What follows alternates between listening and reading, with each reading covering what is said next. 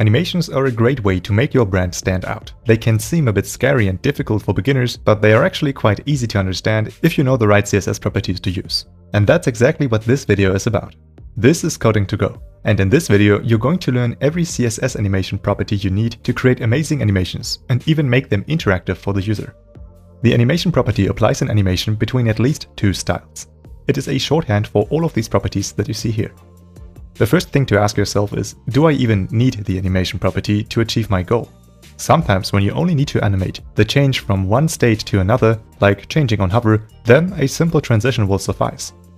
It doesn't matter how many properties you need to change if that change involves only one step. First this, then that. Then you use the transition property. But if your change contains more than one step, but rather a sequence of multiple steps, then you need an animation. Also, when you have an ongoing occurring change, something that is constantly being animated in the background, then you would also use an animation. Before you can assign an animation to an element, you first need to create it, using the add keyframes rule. Then you give your animation a name, like spin for example. It's completely up to you how you call it. Inside this keyframes rule, we need to define our animation sequence. Each step during the animation is a certain percentage value. 0% is the beginning of the animation, and 100% the end. Every value in between is going to be some time during the animation. We want to spin this element and turn it into a circle. So at 100%, meaning at the end, the element should be rotated and round. So we use transform rotate to rotate the element by 360 degrees. We also change the border radius to 50% to turn it into a perfect circle. Now we need to assign this keyframes animation to our element, using the animation name property. Animation name, spin. And we also need to define how long our animation should be, using animation duration. Let's say it's 3 seconds long. Now, when we save and refresh, our animation will play one time and then jump right back into its initial state. Let's make it more complex. Let's say that at 50%, meaning in the middle of the animation, we want to increase the size of the element, using scale 2. This will make the element grow and rotate simultaneously. Also, it doesn't keep the scale of 2. It shrinks back to its initial size. To maintain the size until the very end, we need to add scale 2 to the end of the animation as well. So when you are changing properties during the animation, you need to apply that state during every step in the animation to keep the change until the end. If you don't do that, then the keyframes will only apply for that one step in the sequence. I also want to wait with the rotating. First, the element should grow and then rotate. Currently, it happens at the same time. For that, at 50% of the animation, I need to use transform rotate 0. Also, border radius 0. Now it grows first and then it spins. So I hope you understand that you need to be very specific of when to animate what CSS property. If it's not specified, it will just assume the rest of the sequence and blend perfectly from one step to the next. By now we know how to define the animation sequence using keyframes and the duration. You can use every CSS property to basically create any type of animation. You just need to be creative enough. But that's not all. Let's look at a few properties to fine-tune our animation. The first one was animation duration. This defines how long the animation should take. So if I set this to 0.5 seconds, then it will play very fast. 3 seconds is a bit slower. The next property is the animation timing function. Its initial value is ease. This will make it slow down at every animation step to make it smoother. We could also set this to linear to make it play at a consistent speed.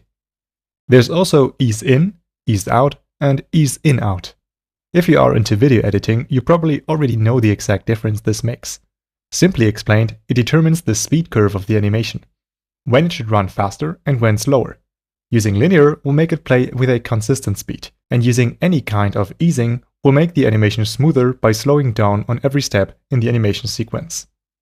The next property is the animation delay. Here you can define how long the animation should wait before playing. If I set this to 1 second, then it will simply wait 1 second before starting. Very simple. The animation iteration count controls how many times the animation should play. Its default value is 1, which is why we need to refresh the page every time, because it only plays one time. But you can specify any number, for example 3 to make it play 3 times. You can also set this to infinite. This is very interesting, because then the animation will never stop playing. This is pretty cool for looping animations. Let's continue with the animation direction property. Normally, the animation plays from start to end, but if you set this to reverse, it will play backwards from end to start. So it starts at the last frame, which is a circle, and turns backwards into a square. Very simple. If you have multiple iterations, then you can set this to alternate, which will make it alternate between forwards and reverse. So it will play forwards, and then backwards, and then forwards, backwards, and so on. When talking about the animation full mode property, we should have an iteration count of 1 and a normal animation direction. Then, when the browser refreshes, our animation will play one time and then jump right back into its initial state. These are the default values.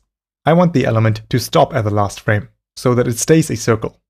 For that, I can use the animation full mode and set this to forwards. This will stop the animation on the last frame once it's finished. This way, the animation has a lasting effect on the element. If you don't use animation full mode forwards, then the element will play its animation and then jump right back into its initial state like nothing ever happened. Now let's talk about the most interesting CSS animation property yet, the animation play state.